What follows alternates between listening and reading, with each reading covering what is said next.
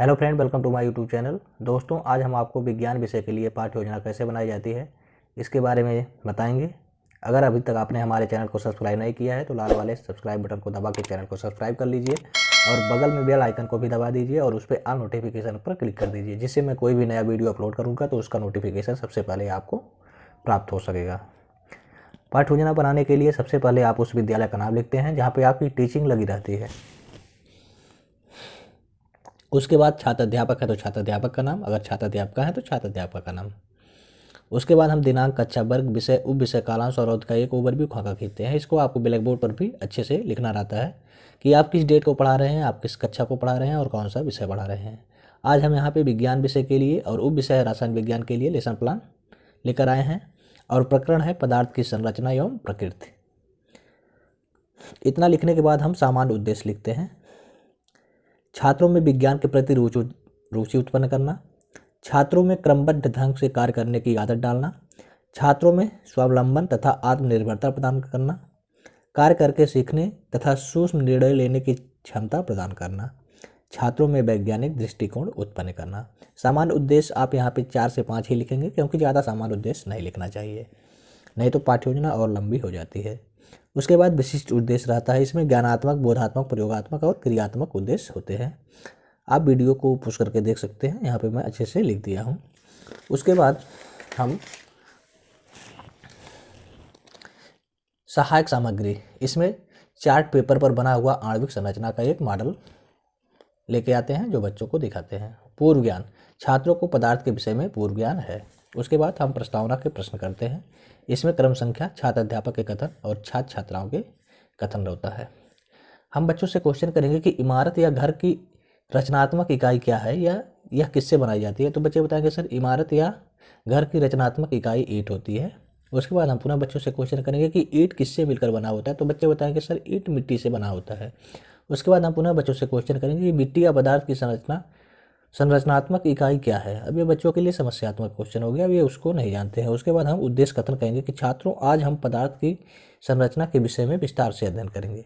उसके बाद प्रस्तुतिकरण के लिए हम लोग एक खाका खींचते हैं। इसमें शिक्षण बिंदु, छात्र अध्यापक कथन या क्रियाएं, उसके बाद छात्र कथन या क्रियाएं लिखते हैं। शिक्षण बिंदु में हम पदार्थ लिखते हैं। उसके बाद हम पुनः बच्चों से विकासात्मक प्रश्न करते हैं।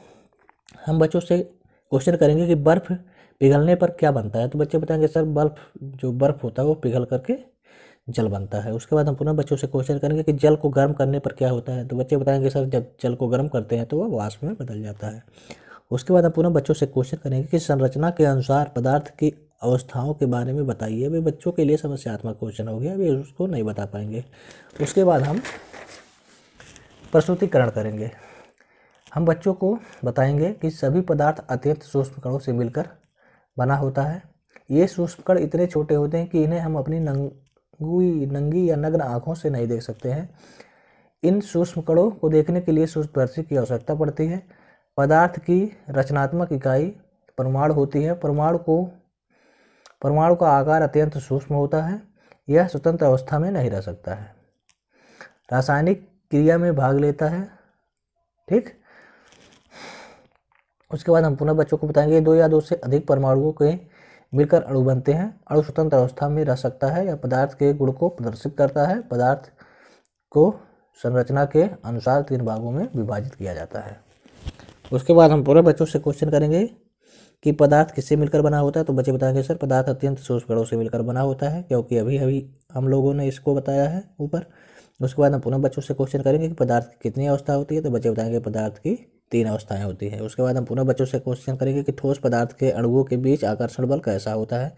अभी बच्चों के लिए समस्यात्मक क्वेश्चन हो गया। उसके बाद हम पुनः बच्चों को बताएंगे प्रस्तुतिकरण करके कि ठोस पदार्थ की वह अवस्था है जिसके अणु एक दूसरे के अत्यधिक निकट होते हैं।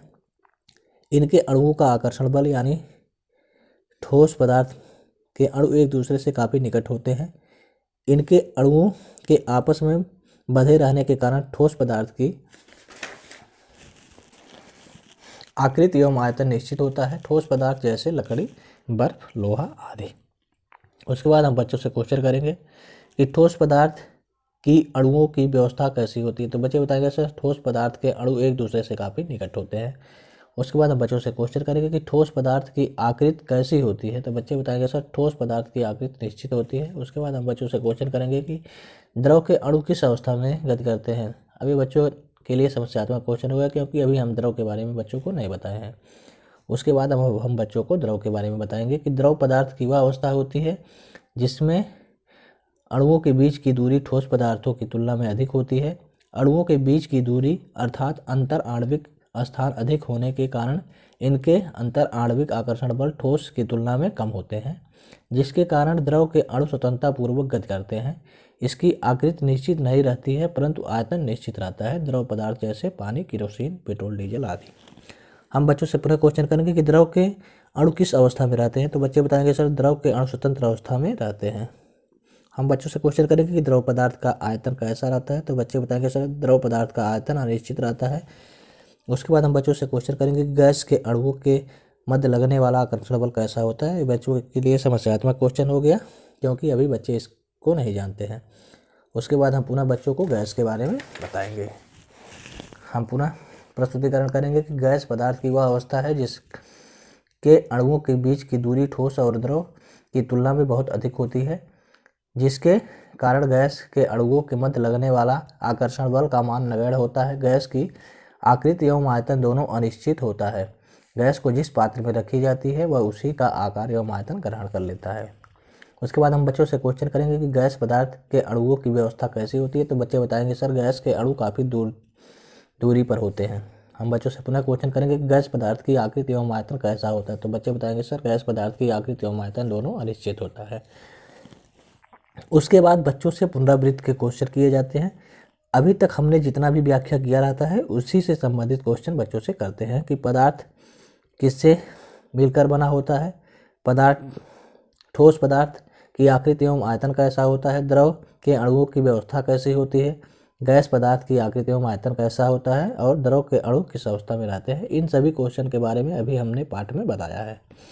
उसके बाद श्यामपट्ट सारांश। पदार्थ की 3 अवस्थाएं होती हैं, ठोस, द्रव, गैस। इसके बारे में हम बच्चों को बताएंगे। श्यामपट्ट पर जो कार्य करना रहेगा उसको करेंगे। उसके बाद निरीक्षण कार्य भी रहता है बीच बीच में कि छात्र अध्यापक द्वारा श्यामपट्ट सारांश का कार्य देकर पूरी कक्षा का भ्रमण कर छात्रों की समस्याओं का समाधान करेगा या करेगी। उसके बाद गृह कार्य। छात्र पदार्थ की तीनों अवस्थाओं को याद करके आएंगे। उसके बाद सुझाव आलोचना। जो निरीक्षक रहता है अगर आपके शिक्षण में कुछ कमियां रहती हैं तो उसके लिए यहाँ पे बताता है। उसके बाद हस्ताक्षर निरीक्षक और हस्ताक्षर पर्यवेक्षक। दोस्तों अगर ये वीडियो आपको अच्छी लगी हो तो आप हमारे चैनल को सब्सक्राइब करें और वीडियो को लाइक करें। धन्यवाद। वंदे मातरम।